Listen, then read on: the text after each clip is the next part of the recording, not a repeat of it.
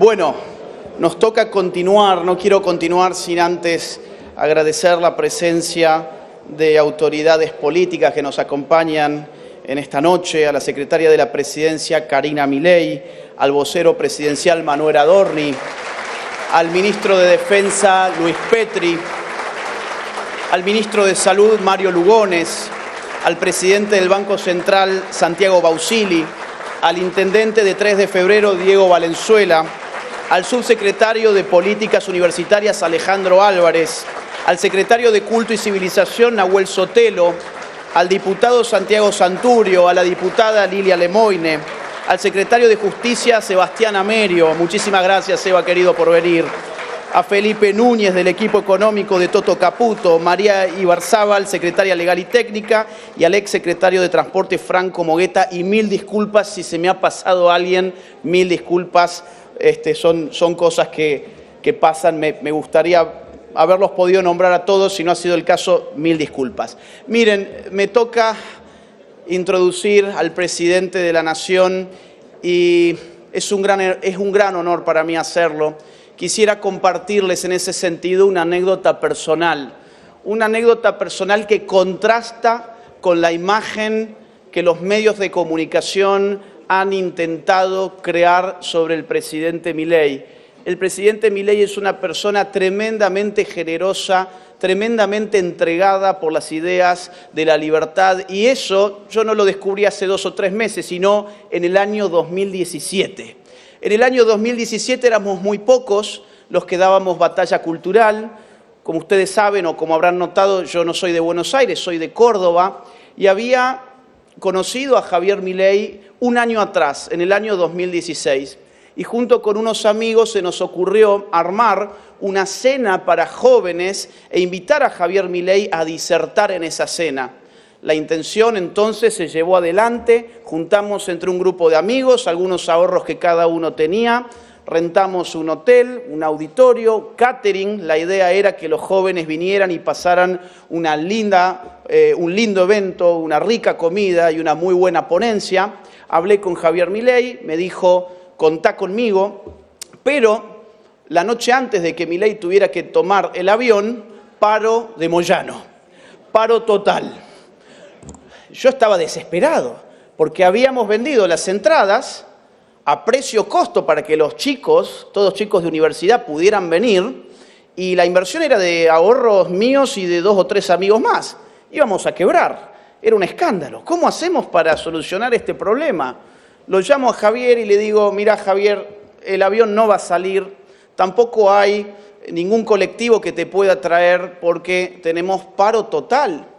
La única posibilidad que se me ocurre es, bueno, yo agarrar mi auto, un auto aparte humilde, irte a buscar hasta Buenos Aires, que vos te subas al auto, volvemos hasta Córdoba, viendo dónde cargamos combustible, porque además la mitad de las estaciones de servicio no estaban operativas. Yo pensé que Javier me iba a decir: mira, macho, gracias, pero no, invítame otra vez donde pueda subirme un avión y llegar seguro a dar la conferencia y volverme a mi casa. Porque además estaba otro problema, que era que no sabíamos cuándo el paro de transporte se iba a levantar, con lo cual parte de mi ofrecimiento consistía en que al día siguiente, si el avión no salía, yo volvía a subirme al auto y lo llevaba de nuevo a Buenos Aires y me volvía manejando. Yo pensé que Javier me iba a decir de ninguna manera, y me dijo: sí, vení, te espero. Fui, se subió al auto, volvimos, dio una conferencia magnífica. Los chicos en Córdoba quedaron sumamente contentos. Eso fue en el año 2017, éramos apenas 80, 100 personas. Javier Milei, ante todo, es un amigo, es quien ha impulsado la batalla cultural en la Argentina, pero además hoy es el presidente de la Nación Argentina. Me honra invitarlo en nombre de la Fundación Faro a tomar la palabra.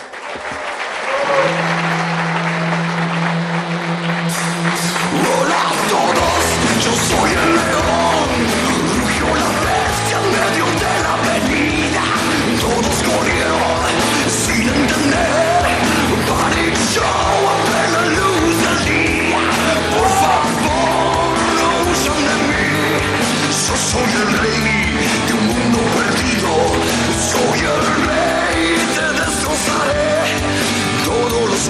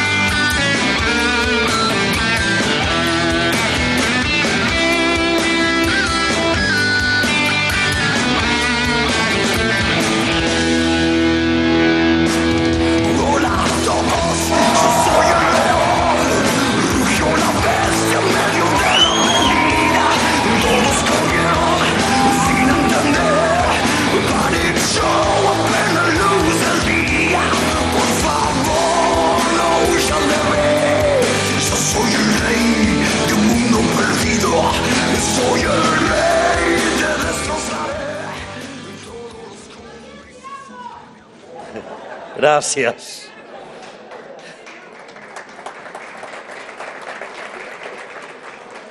Hola a todos.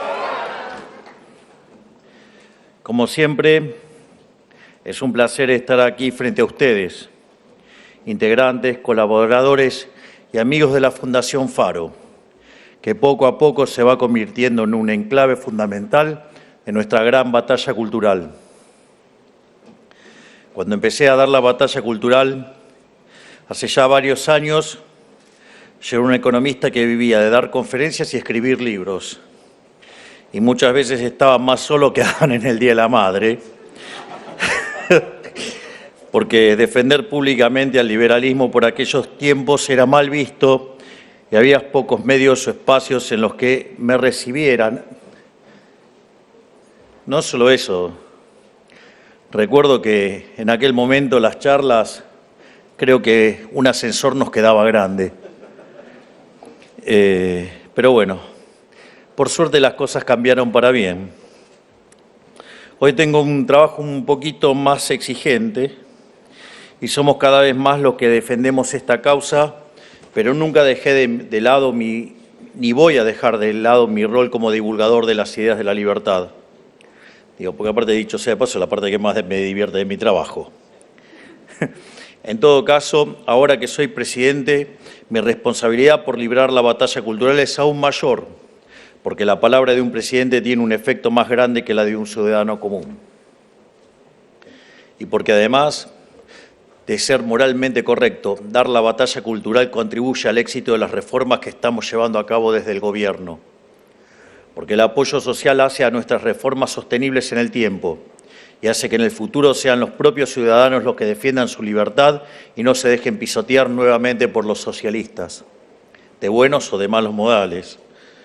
Digo, están los muy totalitarios y están los amigables, pero son igual de siniestros.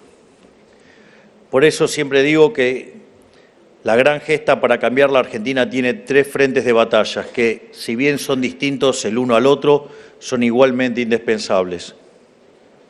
El frente de la gestión para diseñar e implementar las reformas profundas que el país necesita. El frente de la política, donde construimos el poder institucional necesario para impulsar esas reformas y sostenerlas políticamente. Y, por supuesto, la batalla cultural, donde aseguramos que estos cambios sean sostenibles en el largo plazo, educando al soberano. Dicho de otra manera, que quienes tengan ojos empiecen a verla de una vez por todas. Precisamente viene el caso la parashá de esta semana que pasó, que dice: estas son las palabras que habló Moisés a todo el pueblo de Israel. Digo, aclaro que no me estoy creyendo Moisés, aviso. Estoy solamente citando la parashá de la semana pasada. Digo, por favor, aclaro, porque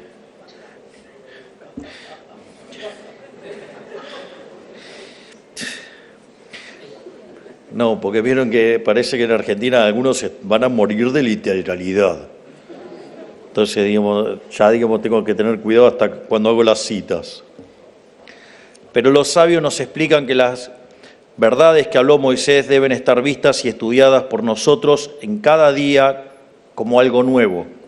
Por eso el énfasis en la palabra estas. Para dar contexto, esta parashá da inicio al 5º y último libro del Pentateuco, o sea, la Torá, donde el pueblo hebreo, habiendo caminado el desierto por 40 años, ya estaba muy cerca de la tierra prometida. Y cuando estaban a punto de llegar, junto antes de ese momento tan importante, Moisés repite los eventos de todo el Éxodo, repasando con el pueblo todo lo que sucedió hasta que llegaron allí. Y les acentuó la importancia de vivir cada día de manera renovada las verdades que le permitieron llegar a su destino y que le permitieron alcanzar la libertad. Es decir, fíjense que al ingresar a la tierra prometida, el pueblo judío podría empezar a pensar que ya no sería tan necesario seguir estudiando la Torá, ya que habían logrado su objetivo. Sin embargo, Moisés les dejó en claro que cuando se obtienen las conquistas es precisamente cuando uno no se puede relajar. Ahí debemos levantar aún más la guardia y ser aún más aplicados. Esta reflexión es fundamental para entender la batalla cultural, porque nos enseña que una victoria política no es el fin de la lucha por las ideas, sino el comienzo de una nueva lucha para defenderlas. Concretar un desafío significa la aparición de un nuevo desafío y así sucesivamente. Esto es muy interesante porque a veces, digamos, se nos acusan de estar repitiendo sistemáticamente los logros, pero a veces uno tiene la sensación o que se subestima la tarea o que se han olvidado de que estábamos frente al abismo. Es decir, nosotros asumimos con la peor herencia de la historia de la Argentina. Combinábamos la crisis, por ejemplo, el desequilibrio monetario en términos de money overhang, peor que el del 1975, es decir, la previa del Rodrigazo. Teníamos un balance del Banco Central que era peor que el que tenía Alfonsín en la previa de su hiperinflación. Y teníamos, además, indicadores sociales que eran peores que los del 2001. Es decir, que teníamos la combinación de todos los males. Y la realidad es que frente a semejante titánica tarea, digamos, y quiero pedir un aplauso para nuestro ministro de Economía, el mejor ministro del mundo.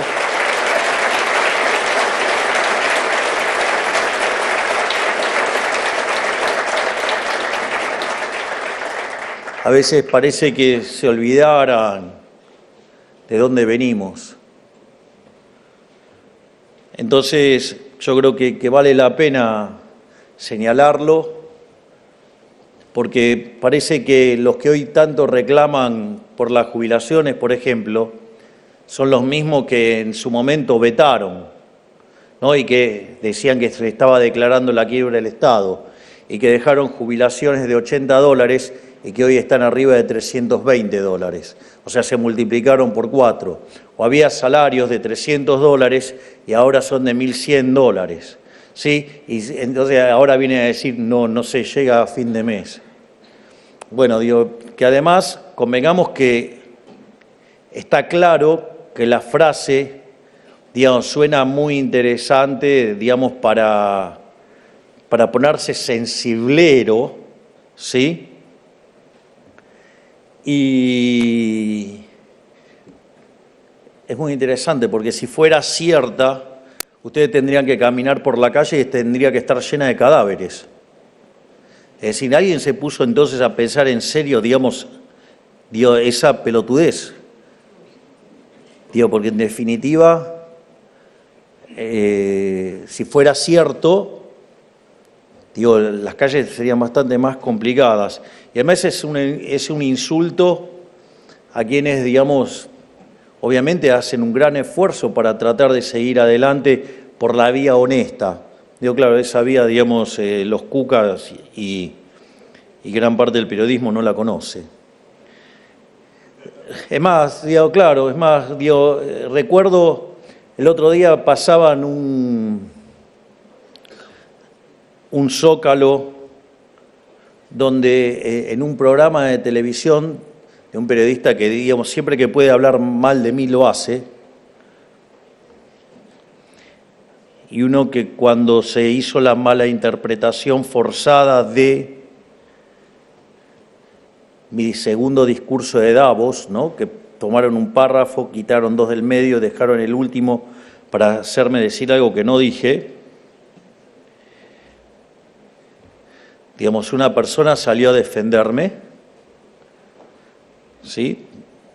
Y sucede que otra desde España que estaba presentando su libro, periodista lo llamó a decirle, no, ¿cómo lo vas a defender? Es el momento de pegarle ahora para voltearlo. Entonces pasaban un Zócalo que decía, por ejemplo, alivio económico, este año la inflación no superará el 100%. Qué interesante, ¿no? De cómo cambiaron. Tengo una visita de lujo, hay una visita de lujo, está filmando, ahora bajaste el teléfono, pero tenemos el honor de tener acá, ponete de pie, al hermano de Mike, Pablo Bogiano, el director de orquesta.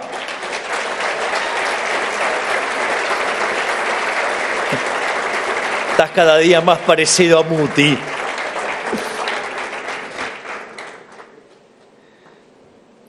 Así es que tenemos que tomar conciencia de dónde venimos. O sea, esto, y si es necesario, vamos a tener que seguir repitiendo.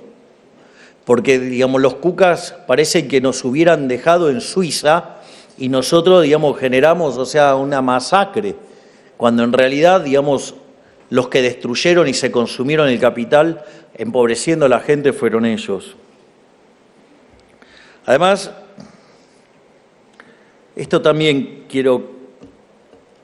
es una reflexión que tuve durante la última semana y es mucho más fácil destruir que construir, ya que construir requiere de mucho tiempo.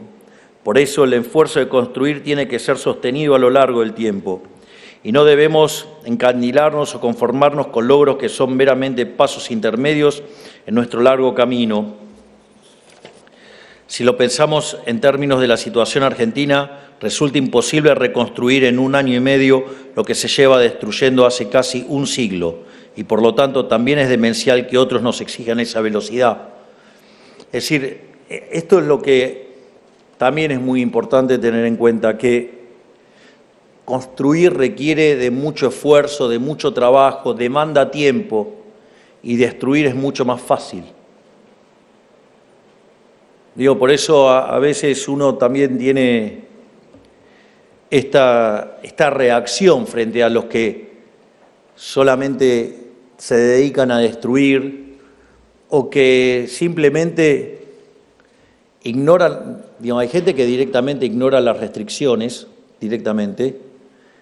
Hay otros que contemplan algunas restricciones y solamente lo que estamos acá, digamos, en el gobierno, sabemos las restricciones que enfrentamos y el tipo de problemas que se juega cuando uno, digamos, está, digamos, en el poder real. Entonces, llevamos casi 100 años de destrucción. Por eso me gusta mucho la clasificación de ciclos largos de Federico Domínguez, ¿no? Digamos, que toma el caso argentino en ciclos, toma el 1853, 1943, 1943, 2003. Entonces llama al primero el ciclo liberal y es el cual Argentina se convierte de ser un país de bárbaros, se convierte en una potencia mundial. 2023,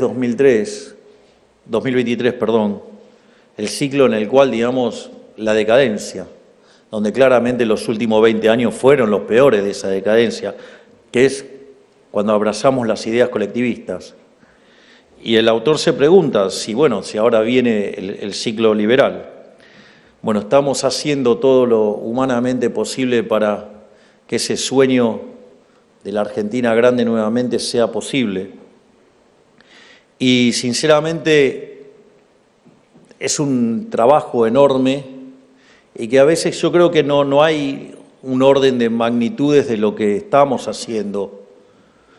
Yo siempre digo que estamos haciendo el mejor gobierno de la historia y básicamente es porque hay un trabajo que se llama Passing the Buck de Gerardo de la Pablera y hace junto a Bossoli e Irigoyen, en el cual evalúa los distintos gobiernos de la historia argentina y demuestra que hasta ese momento, digamos, el mejor gobierno de la historia había sido el mejor gobierno de Menem.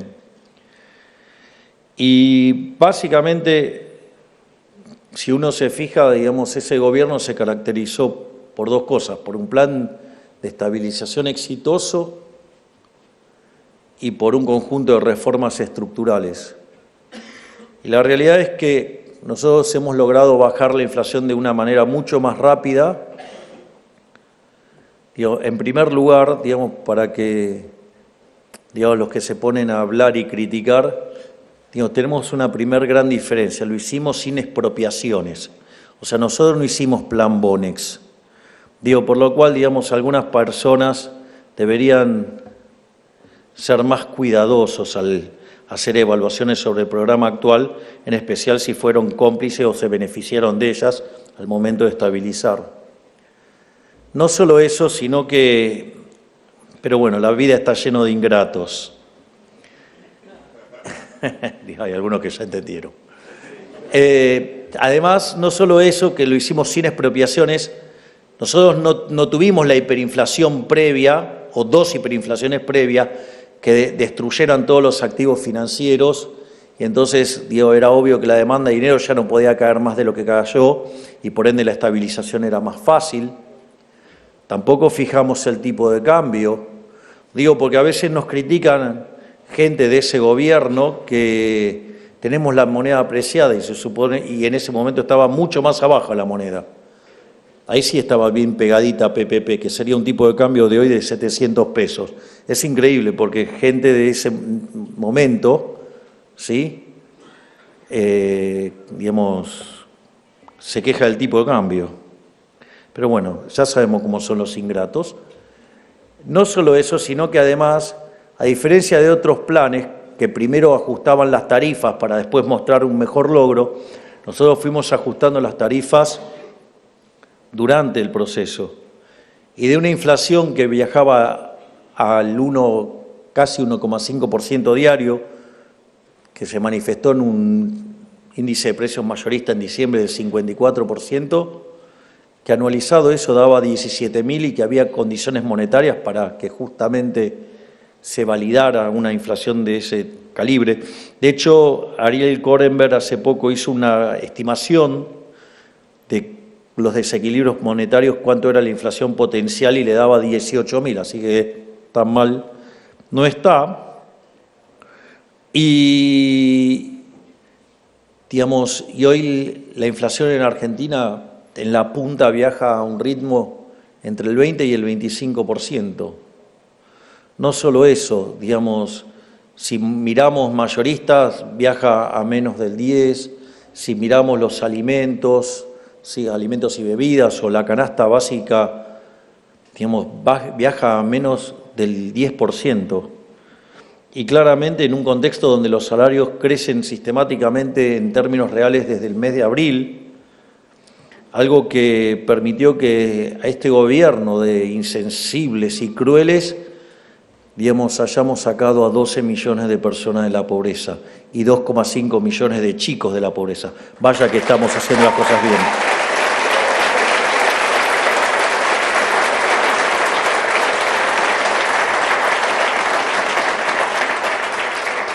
Pero no solo eso.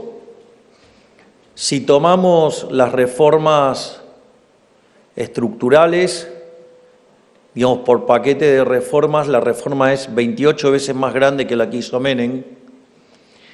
Y si la tomamos por articulado, que es por donde claramente cuenta, es una reforma 80 veces más grande que la que hizo Menem. Es decir, hicimos más de 8.000 reformas estructurales en un año y medio. O sea, por lo tanto, sin lugar a dudas, soy un eternamente agradecido a todo el equipo de gobierno, porque sin lugar a dudas estamos haciendo el mejor gobierno de la historia.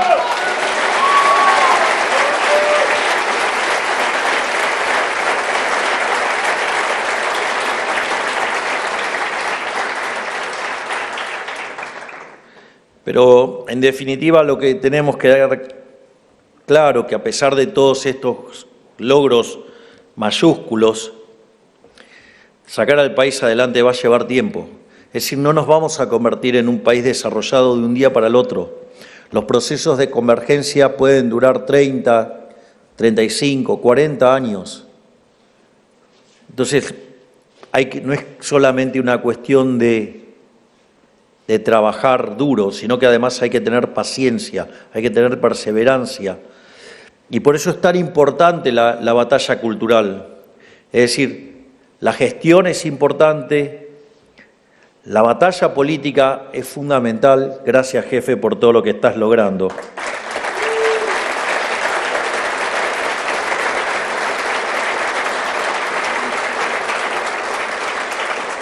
Pero sin la batalla cultural no vamos a poder sostener las reformas en el tiempo. Esto va a requerir de una continua pelea, de una continua lucha, de estar continuamente dando la luz, digamos, ser faro de faros en el fondo, digamos, hacia dónde queremos ir. Y eso es lo que tenemos que comentar.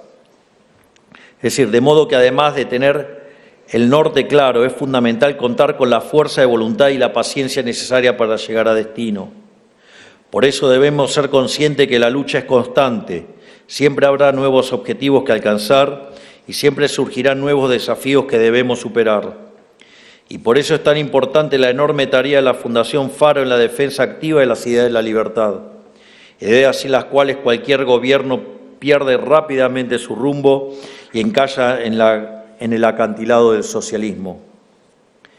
Veo a mi alrededor a muchos de los presentes y también a quienes me precedieron en la palabra y encuentro un denominador común. Nosotros no surgimos ni de la política ni del Estado, sino que somos, antes que nada, ciudadanos argentinos. Somos patriotas preocupados por el destino de nuestro país. Haber llegado a donde llegamos es la viva muestra que la sociedad civil puede y debe tomar la plaza pública. Demostramos que para hacer una diferencia hay que meterse en el barro del debate y, por qué no, también de la política. Tenemos en claro que no podemos seguir siendo meros espectadores, porque si nosotros no nos defendemos activamente, la casta nos va a pasar por encima. Siempre lo digo, los goles no los hace la tribuna, sino los jugadores en la cancha. Y aunque creamos que podamos hacer poco, la diferencia entre hacer poco y no hacer nada ya es de por sí infinita. Por eso, Diego Recalde, Mike Biogiano y Ramiro Castiñeira son un gran ejemplo a seguir, porque ellos no solo se ocupan de sus actividades particulares, sino que hacen cada día el esfuerzo de exponer sus ideas en público y atacar a los infinitos voceros pagos del Partido del Estado.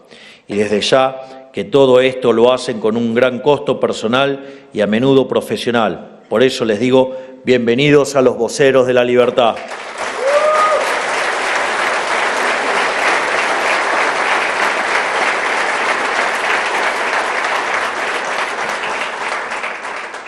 Ellos y muchos otros se meten de lleno en el campo minado de la discusión política para defender posiciones silenciadas por la casta parasitaria, porque los cultistas del Estado hacen todo lo que está a su alcance para que las únicas ideas que lleguen a la gente sean las suyas, las ideas nefastas que producen su modelo criminal de pobreza y sometimiento.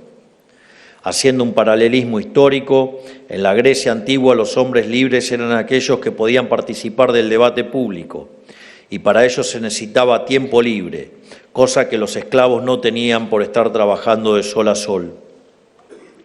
En la Argentina en las últimas décadas sucedió algo parecido. Los ciudadanos honestos fuimos obligados a trabajar más y más para sostener con impuestos las vidas extravagantes de los políticos.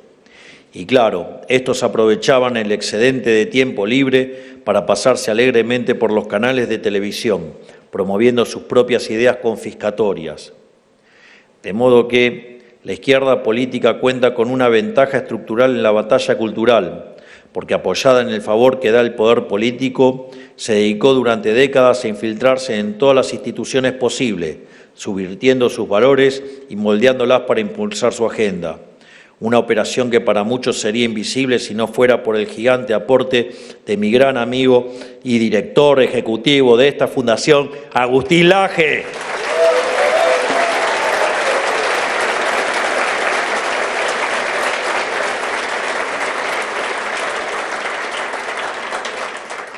Así, los políticos, los empresarios, los sindigarcas, los perisobres y toda la casta ampliada terminó repitiendo el mismo conjunto de ideas casi como si se tratara de un chip en el cerebro, que son ideas contrarias a las nociones más básicas de libertad.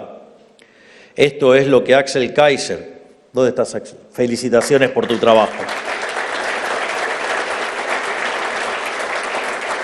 Ya que estamos, aplaudamos también a Adrián Rabier, que además va a ser candidato nuestro en La Pampa.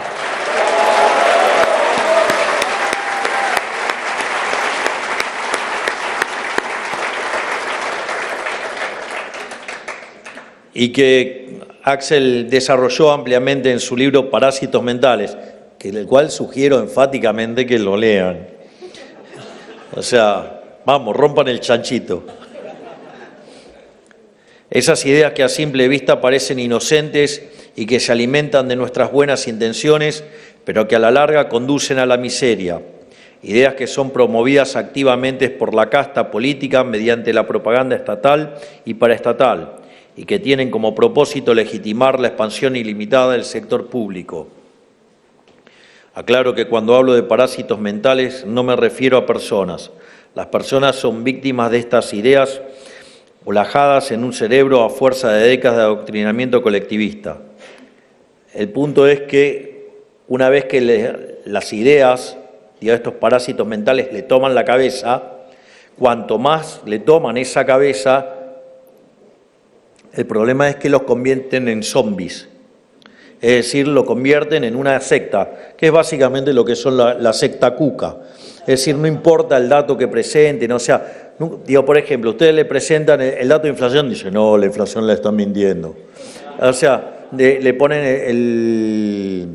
el dato de pobreza, no, la pobreza está mintiendo. Claro, si ellos habían directamente eliminado el indicador, porque era estigmatizante.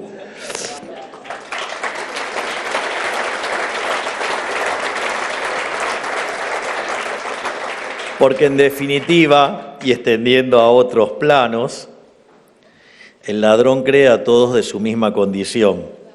Y aclaro, extendiendo también a otros planos. Quien quiera entender, que entienda. Está muy afilado Recalde y entiende todo lo que estoy diciendo. Aclaro que, bueno, digamos, ya lo aclaré.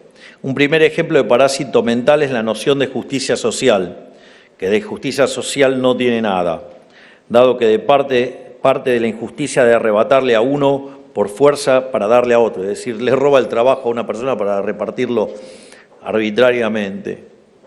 Digo, lo cual, digamos, o sea, tiene dos problemas, ¿no? Digo, porque tiene el robo que la precede y tiene el trato desigual frente a la ley, y que en el fondo es ni más ni menos que hacer caridad con dinero ajeno. Y esto naturalmente nos lleva a otro parásito mental, que es la noción de derechos sociales. Dicho esto, son los dos primeros capítulos del libro de Axel. Según este parásito, a partir de cada diferencia, sea cual sea, nace un supuesto derecho que solo puede ser resuelto por vías de la intervención estatal, o sea, gasto público pagado con impuestos presentes o futuros. El asunto es que, como gracias a Dios las diferencias son infinitas entre cada uno de nosotros, y digo gracias a Dios porque si no lo fueran no habría división del trabajo y en consecuencia no habría cooperación social y económica eficiente ni prosperidad, el punto de llegada de esta perspectiva es la intervención estatal total y en la apropiación total del producto privado para su futura distribución.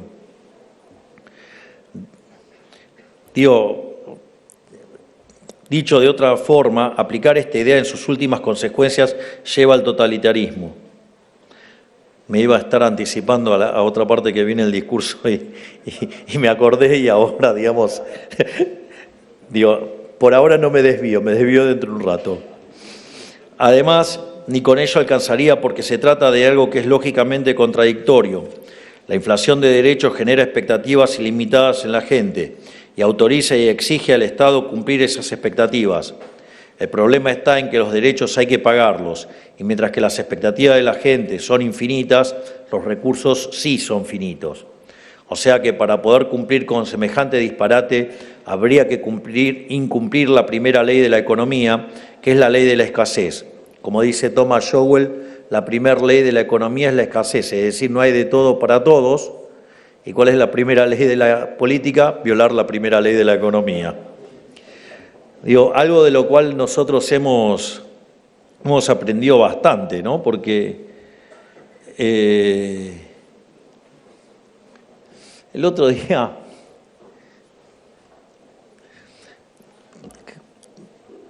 estoy tratando de moderar mis palabras. Había un sujeto,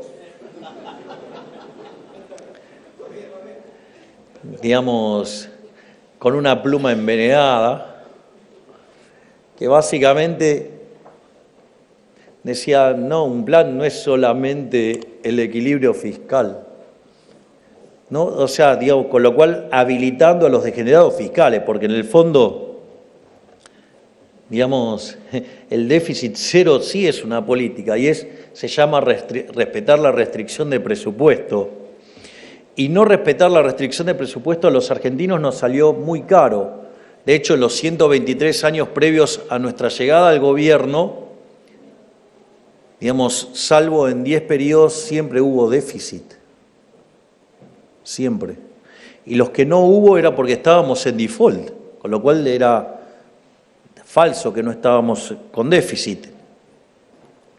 Entonces, digo, si durante 123 años nadie lo pudo hacer y vinimos y lo hicimos nosotros, que además decían que era imposible, por ejemplo, que era imposible bajar el gasto público en un punto del PBI, y nosotros en el primer mes hicimos un ajuste de 7 puntos del PBI.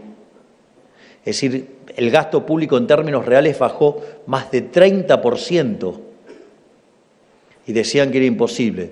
Después se recompusieron algunas partidas, el ajuste final terminó siendo de 5 puntos del PBI, y eso se logró en un mes. Esto es interesante porque hizo un estudio Federico Sturzenegger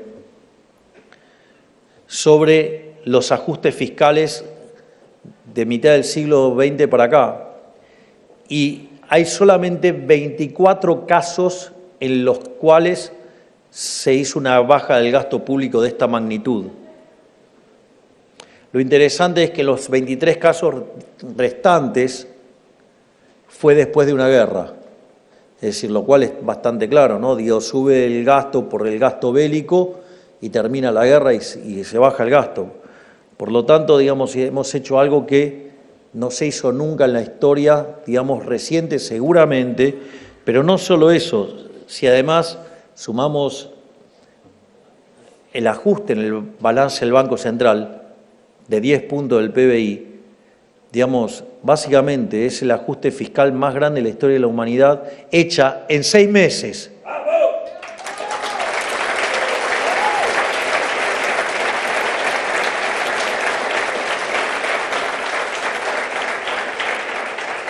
Y acá también quiero hacer una nota de color, porque en una de las entrevistas que dio Toto, que es, digamos, son todas muy buenas, pero hay algunas que tienen algunas cosas que ya superan a lo extraordinario y que también muestra la enorme tarea de este otro coloso que está acá, que es Santiago Bosil, el presidente del Banco Central.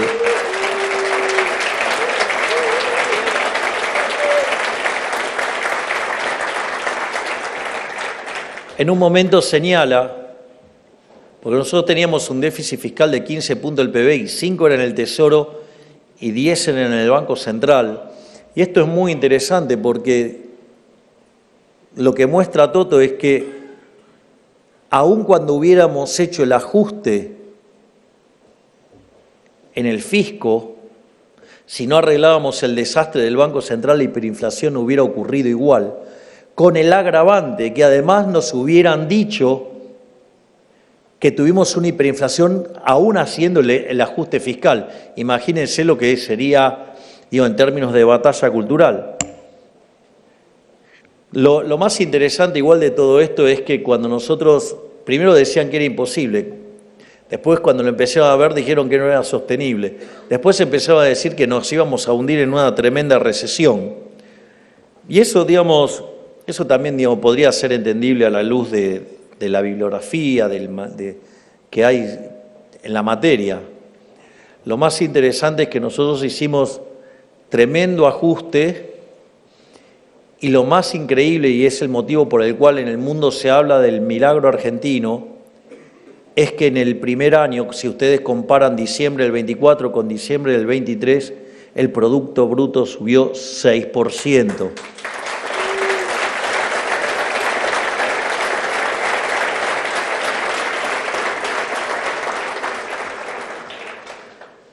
Así es que, bueno, tenemos algo para decir y para aportar. Digo que nosotros sabemos hacer un ajuste que baje la inflación, que no sea recesivo y saque un cuarto de la población de la pobreza. Entonces, en el fondo, digamos, volviendo al tema de los parásitos mentales, estos parásitos mentales se esconden una deformación del concepto de libertad. Si para el liberalismo la libertad es la posibilidad de perseguir un proyecto de vida en un contexto de igualdad ante la ley, para el colectivismo solo existe libertad si hay garantía de éxito para todos. La izquierda no concibe que como los individuos son tan variados, cada uno hará uso de su libertad como le parezca y vivirá con las consecuencias. Digo, claro, lo que pasa es que, digamos, cuando ustedes toman la definición de libertad, por ejemplo, de Hayek, libertad es que ustedes pueden, digamos, mientras que no estén afectando a terceros, ustedes son libres de hacer lo que quieran. Ahora, eso sí, también se tienen que hacer cargo de los costos, o sea, libertad y responsabilidad son dos caras de la misma moneda. Pero bueno, ¿qué le van a hablar de responsabilidad, digamos, a tipos que impulsan un buraco fiscal de 2.8 del PBI, que, o sea, se fumarían una YPF por año? Los sensibleros.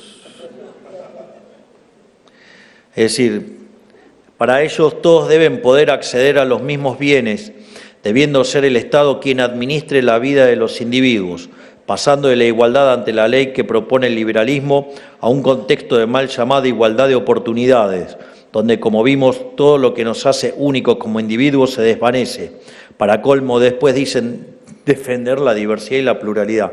El problema con todas estas cosas es que violan la restricción de presupuesto. Es decir, la interpretación que tenemos, digamos, acerca de este parásito mental es que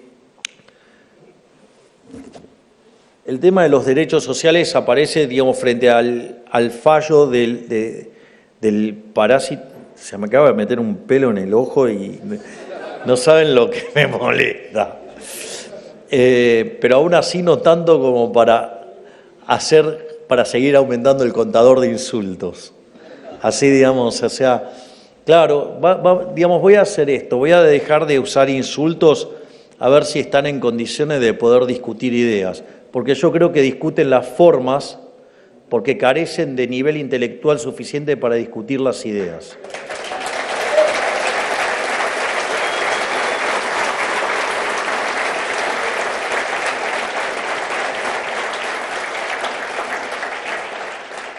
Igual quiero hacer una nota de color. Había un señor que fue presidente que, digamos, era un insultador serial. Le decían el loco y fue el que transformó, digamos, la educación argentina. El señor se llamaba Domingo Faustino Sarmiento. Según este conjunto de abanderados y exquisitos de la forma, Dios lo hubieran directamente condenado a la hoguera, pero bueno. Es así, digamos, la dictadura de las formas, vamos a enfrentarlos respetándoles sus formas así de una vez por todas, a ver si muestran tener nivel intelectual para poder darnos la batalla en las ideas. Porque, digamos, o sea, lo único que hacen es, como no pueden responder en las ideas, se apalancan sobre la forma. Así que digamos, ahora le estamos lanzando un desafío a abanderados de la forma. Ahora vamos a usar las formas que a ustedes les gusta. ¿Sabe para qué? Para que queden en evidencia que son una cáscara vacía.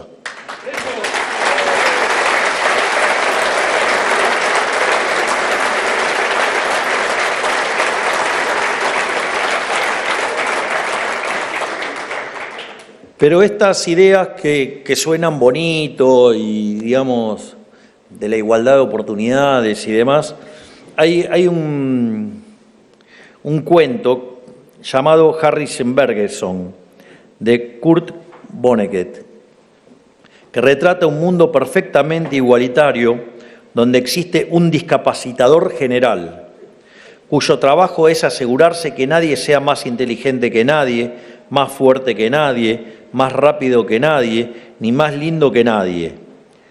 Los que tenían una belleza particular debían llevar una máscara horrible o meter demandas para, digamos, afearlos.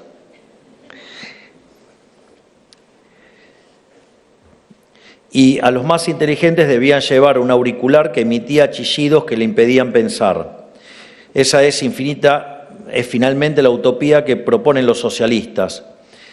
Es decir, en el fondo es como que, no sé, digamos, igualdad de oportunidades. Entonces no sé, sucede que ahora me gusta jugar al tenis.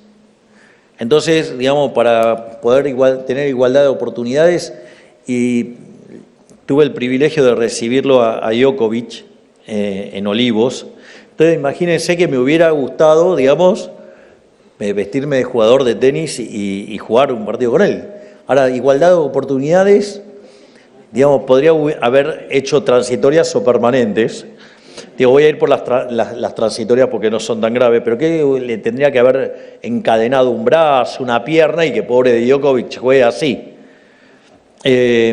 O imagínense estas hipótesis de la igualdad en un equipo de básquet. Digo, esto es interesante porque si en el equipo de básquet, digo, claramente los que son más altos tienen alguna ventaja, ¿no? Entonces, ¿qué harían? ¿Qué harían? ¿Le cortarían las piernas hasta que queden todos iguales de altura que Mike? Claro, pero Mike quiere jugar al básquet, le tienen que dar igualdad de oportunidades.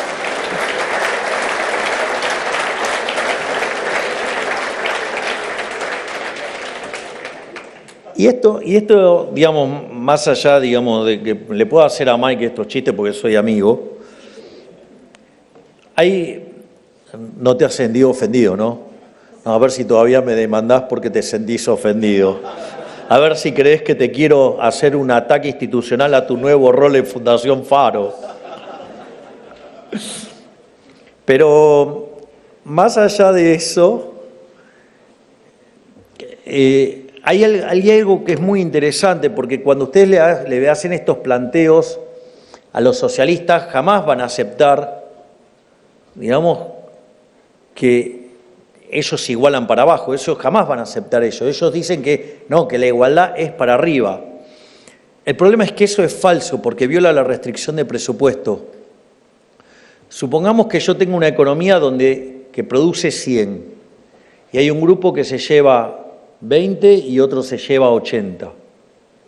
Bueno, ¿qué es lo que pasa si yo quiero que los dos tengan lo mismo?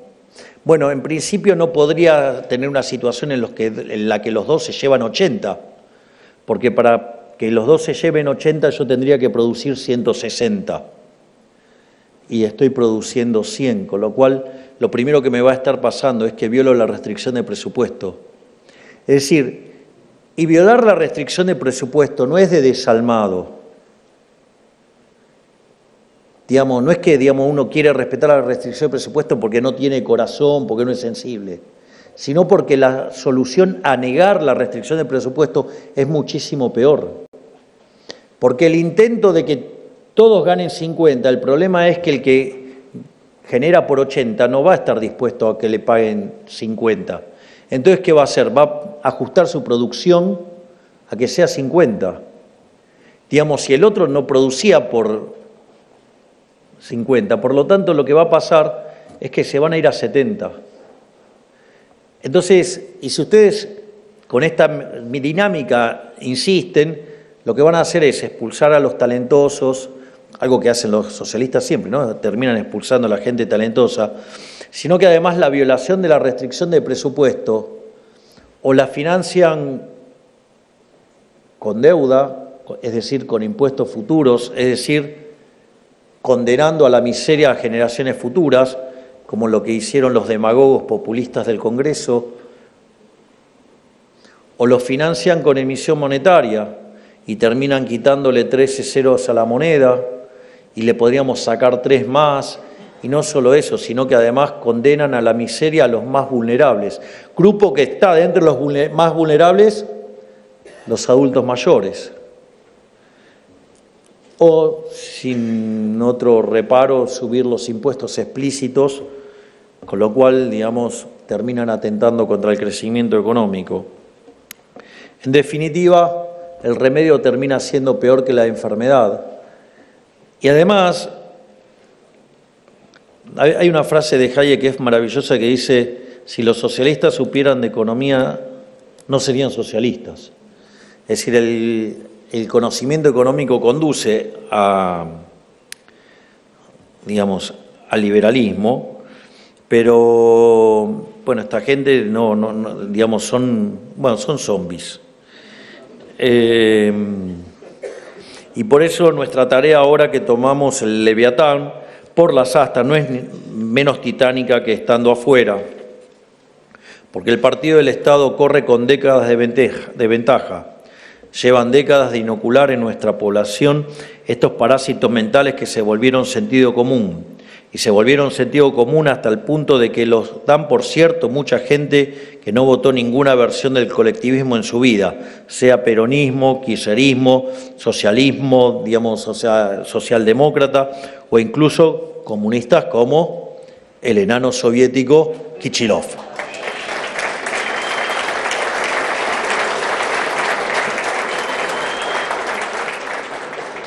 Nosotros tenemos el mandato de desarmar la estructura tentacular que los cultistas del Estado armaron para meterse en todos los aspectos de la vida de las personas. Los que, como hacía Procusto en la antigua Grecia, le cortan las piernas al pueblo para que amolde a su ideal retorcido de igualdad y para llenar su cabeza de parásitos mentales. Es interesante el caso de Procusto. Procusto era una persona que estaba profundamente, digamos, involucrada con la igualdad. Entonces, ¿qué era? Digo, y esto es interesante como metáfora.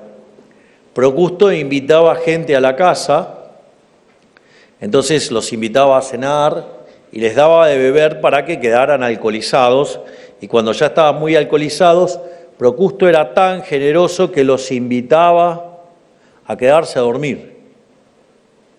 Entonces, si eran muy altos, les cortaba las piernas. Si eran muy anchos, les cortaba los brazos. Si eran muy cortos, los estiraba. Es decir, el tipo era un sanguinario. Y eso es el igualitarismo. De eso se trata, la guillotina de la igualdad. Es profundamente violenta, sanguinaria, digamos, y sobre todas las cosas empobrecedora. Por lo tanto, pero si solo nos enfocamos en reformar el Estado Nacional y descuidamos las provincias y municipios, estos distritos van a servir de refugio para que los agentes de la casta se guarden durante la tormenta. Y desde ahí no tengan dudas que van a reunir fuerzas para luego volver a deshacer todo lo logrado. Ellos ya admiten que piensan volver peores. De hecho, admiten abiertamente que van a volver peores. Un día vi pasar un Twitter que cuando habían terminado las facultades delegadas y Federico publicó todos los entes que se habían eliminado, saltó uno de estos zombies, parte de la secta, y salió a decir: acá está el programa de gobierno del próximo gobierno, que es romper todo lo que hace este gobierno. O sea, la propuesta de ellos es solamente destruir. Así es que, bueno, digamos, habrá que seguir luchando para no solo defender lo que hemos logrado, sino además para seguir construyendo. De hecho, sin ir más lejos, hoy día Kichilov dedica una buena parte del presupuesto de la provincia de Buenos Aires a alimentar a un ejército de funcionarios sin función alguna. Como si esto fuera poco, también se da el lujo de financiar a todos los canales de streaming del país, aunque tengan 10 reproducciones. O sea, hasta él, que de pensar no sabe mucho, sabe lo importante que es dar constantemente la batalla en el reino de las ideas y de la cultura. La provincia de Buenos Aires es un lugar donde el aparato propagandístico de Kichilov ha hecho verdaderos estragos, infectando las mentes de millones de bonaerenses que, aún viviendo en la miseria más abyecta, siguen cautivos por el kirchnerismo. El poder de las ideas y de estos parásitos mentales es tal que, bajo una ilusión de justicia social y derechos, conduce a sociedades enteras al precipicio. Por eso, estas elecciones legislativas en septiembre debemos hacer hablar a la realidad misma, Tenemos que pedirle a los bonaerenses que miren a su alrededor y evalúen qué ha pasado con la provincia en las últimas décadas. Y en los municipios que miren, por ejemplo, la gestión de personas como mi querido amigo Diego Valenzuela.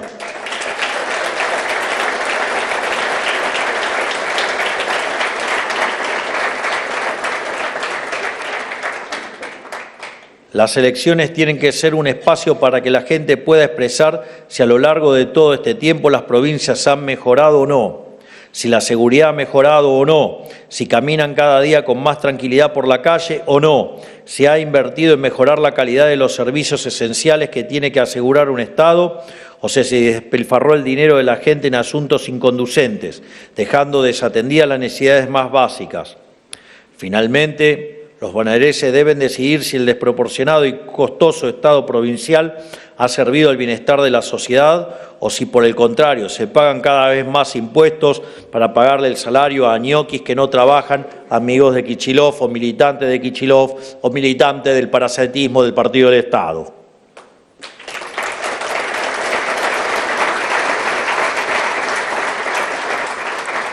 Por lo tanto, repito, de esto se trata precisamente la elección que los bonaerenses van a tener el 7 de septiembre. Decirle que no a décadas tras décadas de miseria sostenida en la provincia de Buenos Aires, que hoy encarga el inútil esférico de Kicillof. Inútil esférico que es porque es inútil, lo miren por donde lo miren.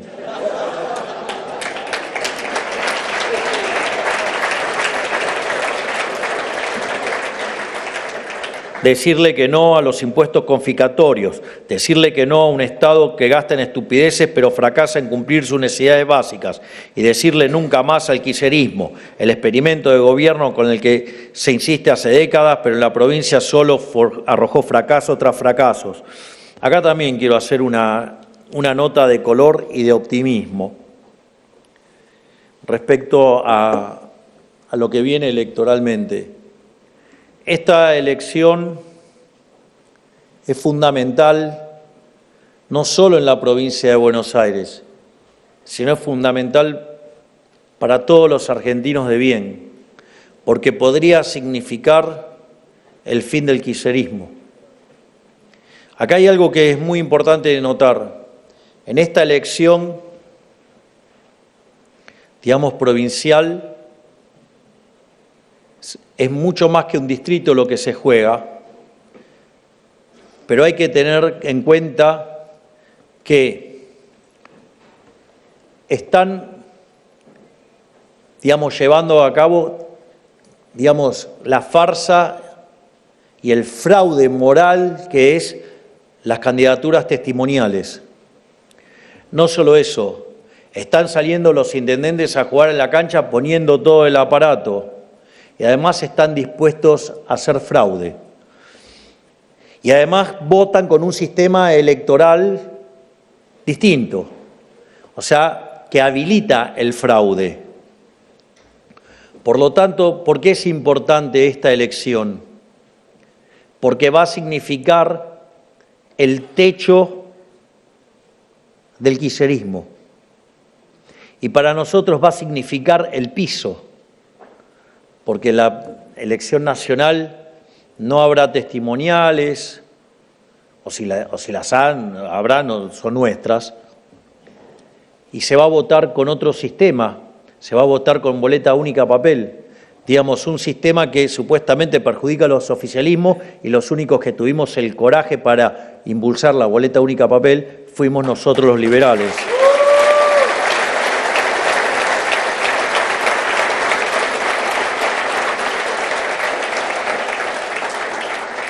Por lo tanto, lo que ocurra, digamos, en septiembre para nosotros va a ser un piso. Esto quiere decir que de acá a octubre vamos a seguir creciendo, pero lo más importante de todo es que nosotros tenemos esta oportunidad y tenemos la de octubre. Sin embargo, ellos tienen esta sola. Por eso se están quemando las naves.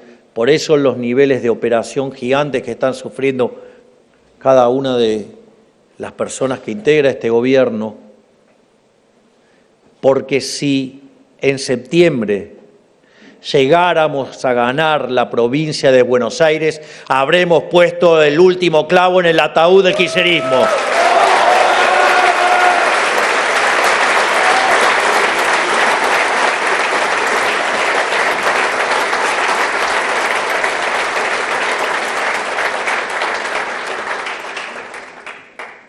Y volviendo a las cuestiones pertinentes también de la provincia de Buenos Aires, ligado con las Sagradas Escrituras, el profeta Isaías cuenta de una época en la que el reino de Judea estaba sumergido en una profunda corrupción social y religiosa. Cuenta que Dios reprendió al pueblo judío y les dijo: cuando extiendan sus manos en oración, apartaré mis ojos de ustedes, y aun cuando me ofrezcan múltiples oraciones, no los escucharé, porque sus manos están llenas de sangre. Y eso es lo que es la provincia de Buenos Aires, una provincia donde el gobierno tiene las manos llenas de sangre, porque la provincia de Buenos Aires es un verdadero baño de sangre. En el fondo, lo que está planteando este fragmento es que la calidad del hombre la definen sus acciones. Podemos tener buenas ideas o podemos tener buenas intenciones, pero lo que importa en última instancia es realizar buenas acciones.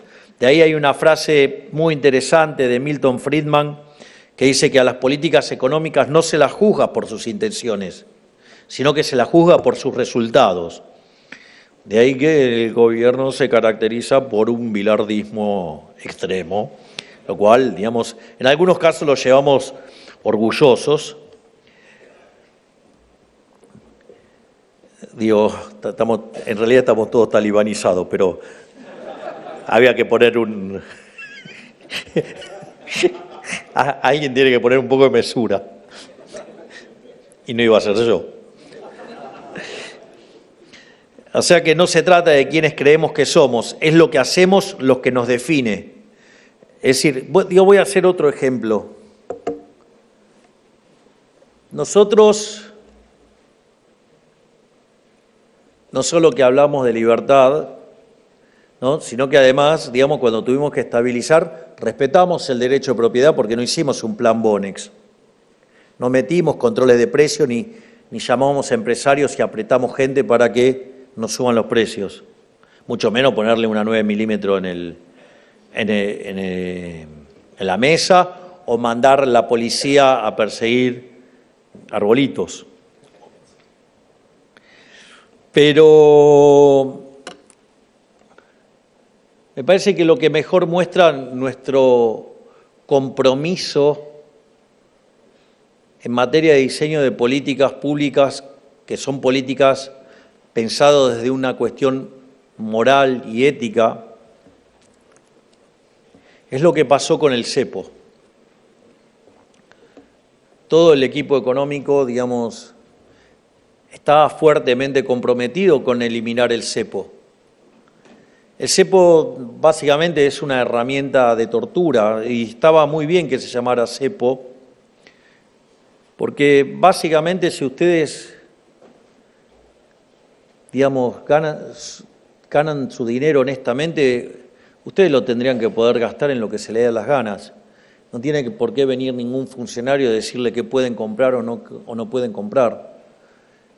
Y eso tiene consecuencias no solo, digamos, sobre su nivel de utilidad, digamos, en términos económicos, sino en términos amigables, satisfacción,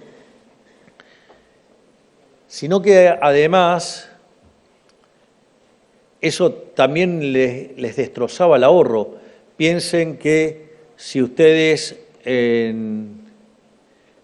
digamos, en el año 2001 tenían la posibilidad de quedarse con 1.350 pesos hoy, hoy, porque va a seguir bajando. Bueno, para hacerlo bien, 1.360. Entonces ustedes tenían, entonces tenían 1.360 pesos y se podían quedar con $1, con 1.360 dólares o con 1.360 pesos. Si que se quedaban con 1.360 dólares, hoy tenían 1.360 dólares. Si se quedaban con 1.360 pesos, hoy tendrían solamente $1. Más adelante van a poder comprar más dólares, pero no importa, ese es otro detalle que ya vendrá después. Y con lo cual eso implica que ustedes hubieran destrozado su riqueza, o sea, hubieran deteriorado su calidad de vida enormemente. Es decir, la gente no es que, digamos, o sea, elegía el dólar porque odiaba, digamos, al país, sino que en realidad elegía el dólar porque con justa razón odiaba a los políticos, que son los que lo emitían. Yo me acuerdo que habían pasado cerca de 6 meses que llevaba como diputado, y un periodista me pregunta qué opinaba, ahora que estaba en política, qué opinaba de la política. Y yo le dije que me había equivocado. Entonces el periodista salió a recriminarme, y que decía esto, que lo otro, ¿no? Digamos, si ahora que está acá adentro opina, digamos, cambió de opinión. Entonces le digo, mire, espere que le voy a aclarar algo. En realidad no es que mejore, mi opinión sobre los políticos no es mejor. Mi opinión ahora es que es muchísimo peor de lo que pensaba antes. O sea, y ahí lo interesante es que nosotros teníamos claramente definido que queríamos salir.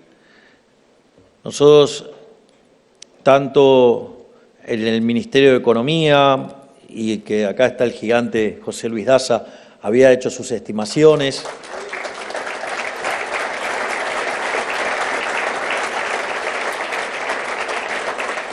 Creo que también está el resto, está Furiás, está Gutiérrez, el mudo, está el halcón, ¿sí? Está acá Vladi.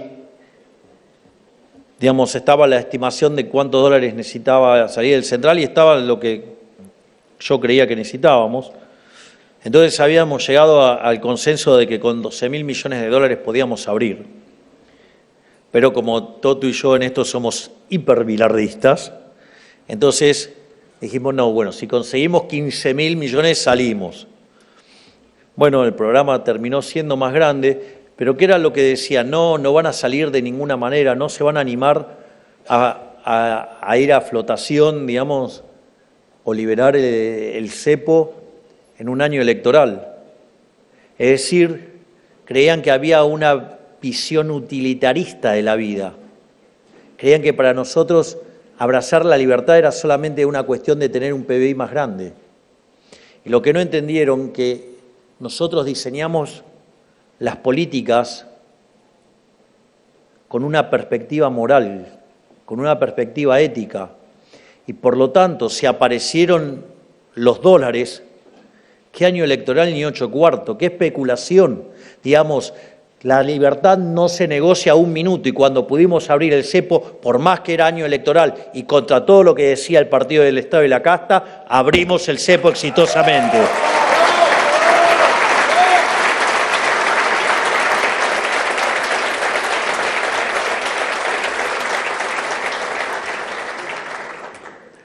Pero, digamos, dado que estamos hablando de que hay que meterle el último clavo al cajón del kirchnerismo, tenemos que volver, digamos, a lo que ha hecho el kirchnerismo, ¿no? Que lo que hizo con el país y con la provincia, digamos, habla, digamos, a rabiar.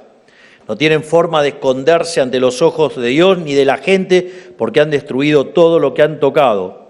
Es decir, algo así como el rey sería Sadim, ¿no?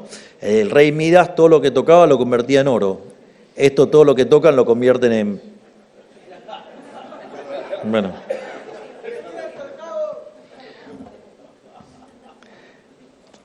¿En excremento está bien? O sea, cualquier bonaerense, no importa dónde viva, mira a su alrededor y sabe que la provincia está igual o peor que en el siglo pasado. No importa que se llenen la boca hablando de solidaridad con discursos grandilocuentes, si a la hora de la verdad, en los hechos, están dispuestos a quebrar el Estado y arruinar el futuro de todos. Sepan que no solo Dios, sino también la gente los va a evaluar por lo que hacen, no por lo que dicen, porque en definitiva, Como dice aquel viejo refrán, el camino al infierno está pavimentado de buenas intenciones. Y los argentinos decidieron dejar atrás el infierno kirchnerista y espero que así lo hagan en este 7 de septiembre, digamos, en las elecciones.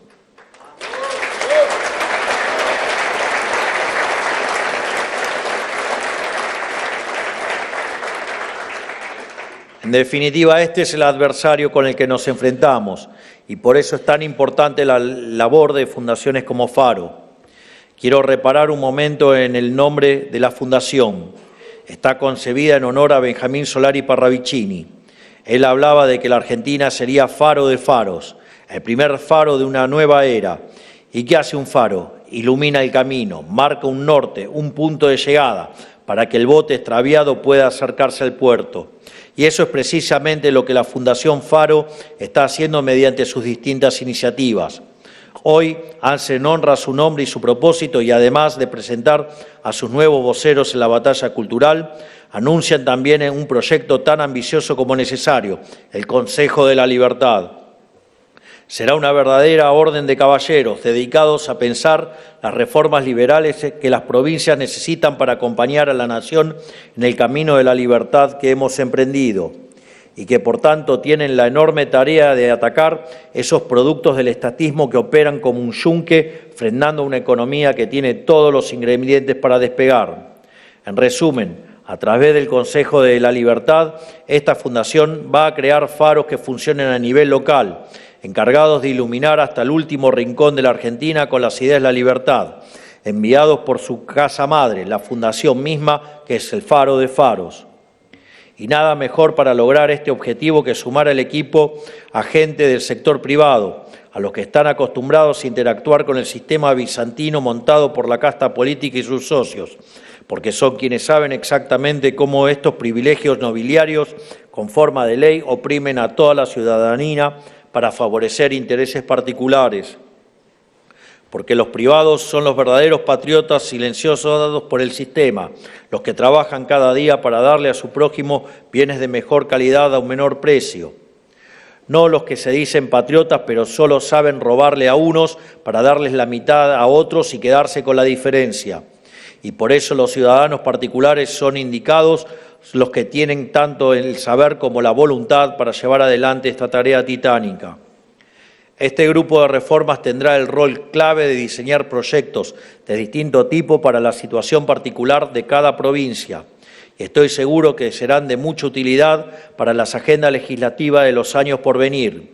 Hablo de la agenda de la libertad avanza, sí, pero también me permito soñar y pienso, ojalá generar un efecto contagio y otras fuerzas políticas encuentren valor en estos proyectos. ¿Por qué no? Siempre es necesaria una brújula detrás que direccione y dote de contenido a los esfuerzos políticos.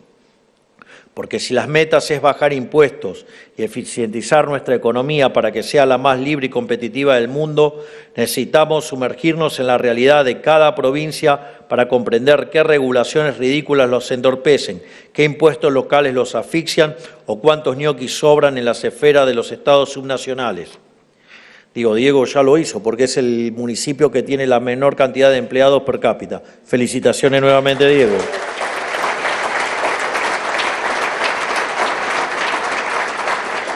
Y espero que los arrases en la primera.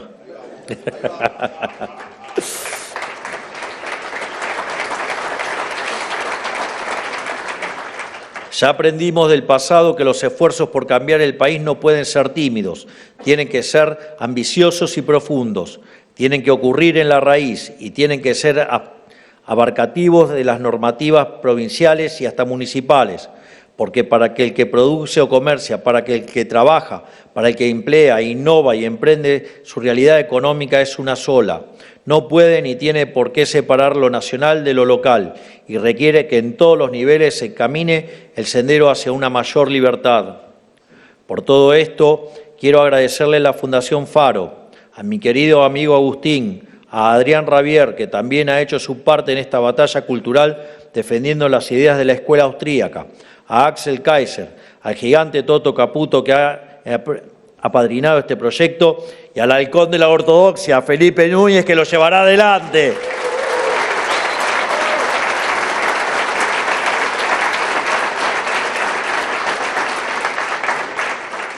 quiero decirles que tienen mi más sincero agradecimiento y mi respaldo total, porque nada más propio de un patriota que luchar por llevarle adelante la libertad a sus conciudadanos.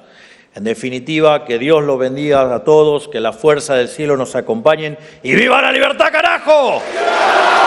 Muchas gracias a todos.